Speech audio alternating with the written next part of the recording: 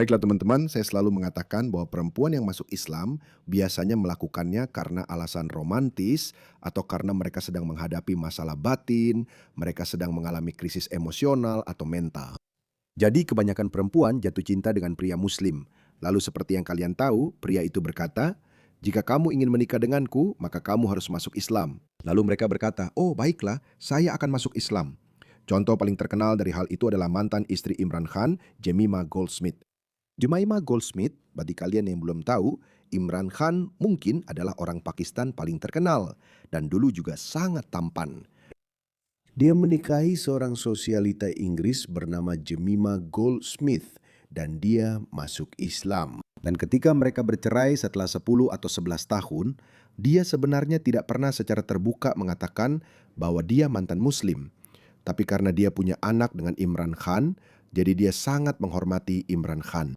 Tapi sekarang dia tidak hidup seperti seorang wanita muslim. Bahkan saya pikir dia akan menikah dengan seorang pria Australia. Itu sempat diberitakan beberapa hari yang lalu pokoknya.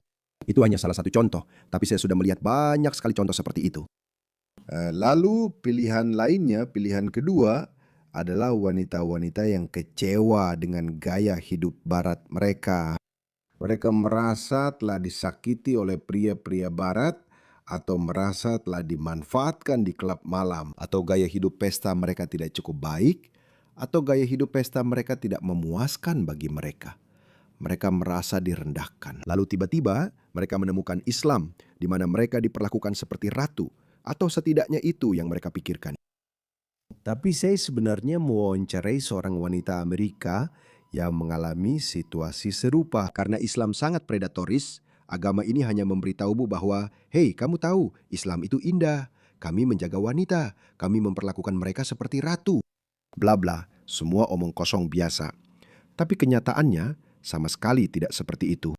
Ini adalah agama yang sangat patriarkal. Ini misoginis. Wanita didorong untuk tetap di rumah. Wanita mereka pada dasarnya hanya dianggap sebagai mesin pembuat anak dalam Islam. Dan itulah mengapa Anda melihat wanita berperilaku seperti itu. Jadi dengarkanlah, lihatlah wanita ini, wanita kulit putih yang masuk Islam karena dia jatuh cinta dengan seorang pria muslim. Dan kemudian dia menyadari bahwa dia tidak membaca syarat dan ketentuan dalam Islam. Lihatlah ini di sebelah kiri, kamu lihat dia ada di tahun 2024. Dalam Islam, kami tidak melakukan death to us part. Oh, Habibi. Itu. Dunia. Karena suaminya seorang muslim, dia seperti ya, dia akan melakukan propaganda Islam, omong kosong, dan kamu bisa lihat apa yang akan terjadi di sini. Jadi aku hanya ingin membuat video untuk berterima kasih kepada semua orang karena sudah memikirkan. Aku datang ke kantor polisi untuk membuat laporan polisi terhadapnya, dan seperti yang sudah aku bilang, dia punya begitu banyak koneksi sampai-sampai aku benar-benar berdiri. Aku sedang berada di Holy South saat ini. Aku bilang padamu tadi malam, dia membawa anak-anakku.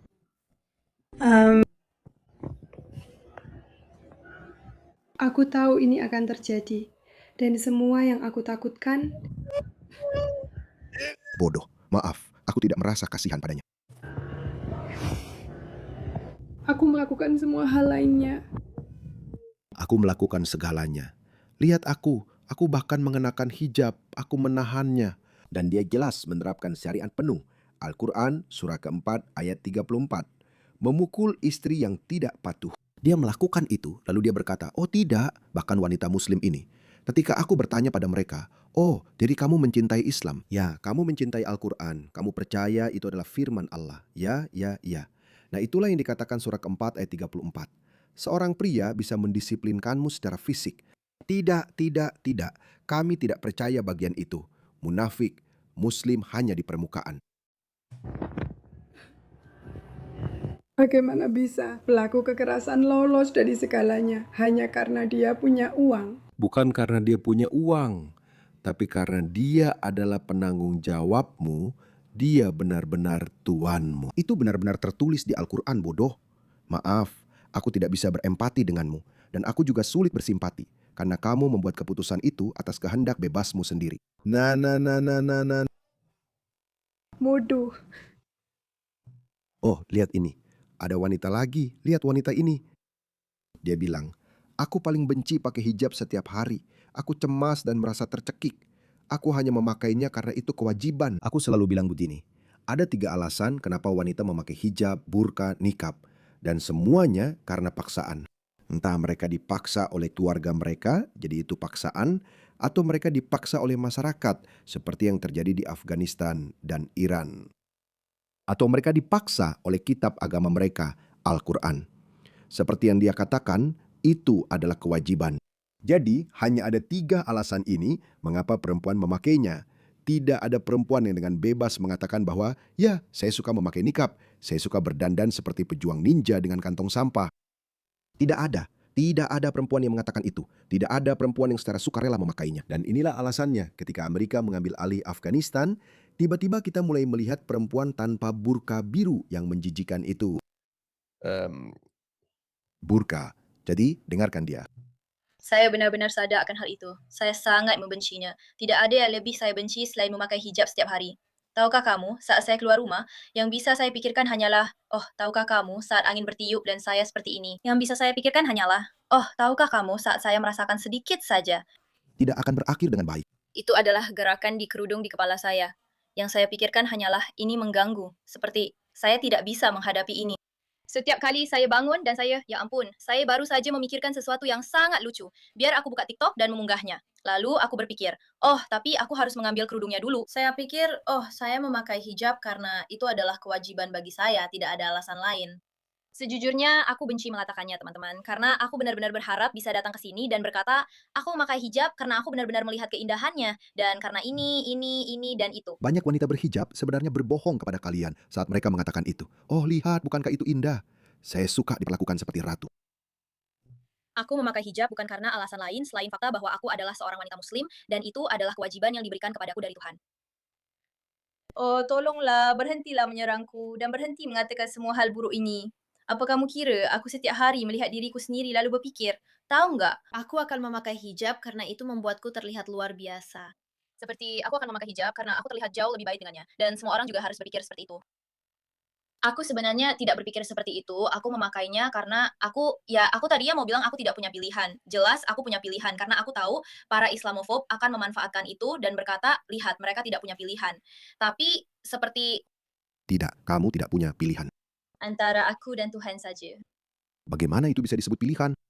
Kamu benar-benar percaya kalau kamu dipaksa oleh agama ini, oleh kitab ini. Kamu diberitahu bahwa kamu akan dibakar di neraka jika tidak memakainya. Bagaimana itu bisa disebut pilihan? Itu adalah pilihan, dan aku tidak akan mengingkarinya. Seperti ini benar-benar seperti Tuhan datang kepadamu secara langsung dan berkata, tahukah kamu, aku butuh kamu melakukan ini untukku. Dan kamu malah berbalik dan berkata, ya, aku tidak bisa melakukan itu untukmu. Ya, aku tidak akan melakukannya. Bagaimana akhirnya nanti? Lihatlah itu. Lihatlah ini. Dia sedang melepasnya. Aku tahu video ini akan mengecewakan banyak orang. Aku tahu kolom komentar akan dipenuhi dengan, aku sangat kecewa. Aku tahu dia Muslim palsu. Orang-orang pasti akan mengatakan itu. Orang-orang pasti akan bilang aku memanfaatkan agama untuk mencari perhatian. Mereka akan bilang, aku tahu dia akan melepas hijabnya dan semacamnya. Aku sebenarnya hanya akan membenarkan komentar-komentar itu, karena jujur saja aku benar-benar merasa hampir gila. Aku sangat mencintai komunitas saudari Muslim yang telah kubangun di platform ini. Aku benar-benar berharap tidak akan pernah kehilangan persaudaraan yang telah kubangun. Dan aku benar-benar dari lubuk hatiku yang terdalam menghargai setiap orang yang telah membuat perjalanan ini lebih mudah bagiku. Yang telah mengatakan hal-hal baik kepadaku, yang telah mendukungku, yang telah meminta saran dariku. Aku sudah melihat begitu banyak pria muslim yang langsung bersikap keras atas nama syariat terhadapnya. Membeli mereka. Seperti yang pertama, seperti wanita sebelumnya yang aku tunjukkan padamu. Selalu adik untukku pernah meminta saran dariku. Aku sudah memberi mereka saran. Benar-benar, terima kasih banyak.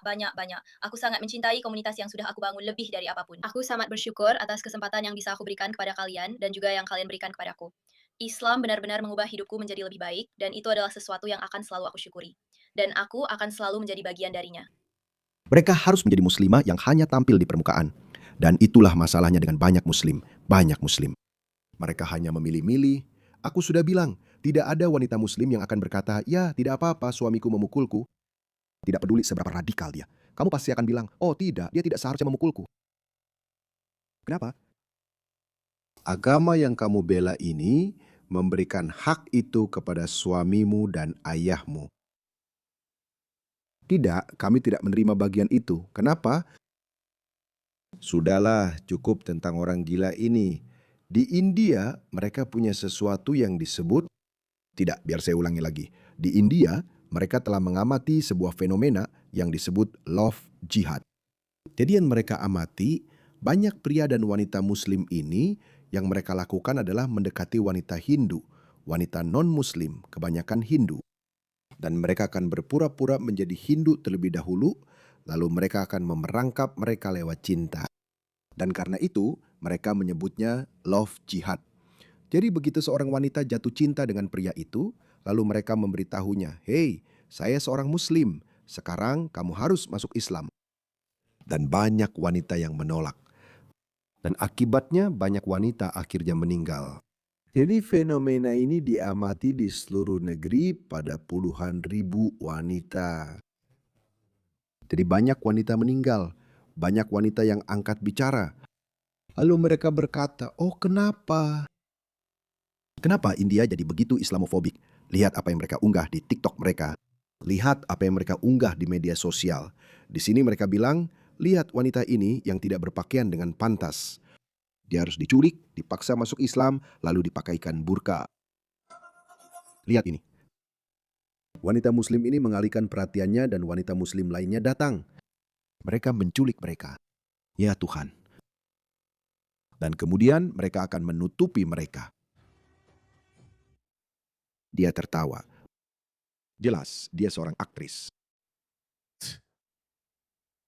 Nah, begitu. Itu yang kamu inginkan. Kamu akan sadar.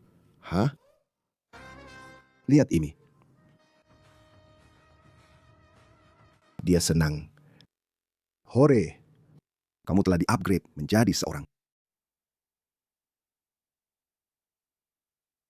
Ya Tuhan, kamu sudah naik kelas. Lihat gadis Bangladesh pemberani ini. Dia membuat video, lalu seorang Islamis brengsek melecehkannya. Lihat ini. Membuat TikTok. Lihat ini. Pria ini melemparkan air ke arahnya. Apa ini? Khusus, pergi sana. Pergi sana. Khusus. Dan ini adalah orang-orang yang datang ke barat. Dalam jumlah yang sangat besar. Permalukan orang bodoh ini. Dia wanita yang berani kok. Oh bagus, kenapa kamu? Kamu tidak peduli. Kamu harus cari pengacara. Kamu tidak peduli.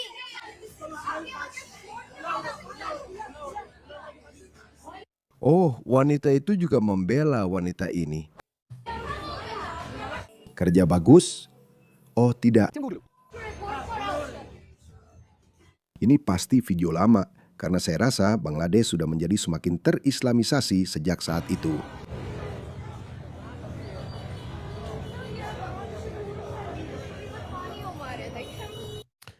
Dan lihat mereka, lihat makhluk-makhluk munafik ini yang terlihat serupa. Pria Bangladesh. Lihat apa yang dia tonton di layarnya. Lihat itu. Dia sedang melihat-lihat wanita. Melihat-lihat kita.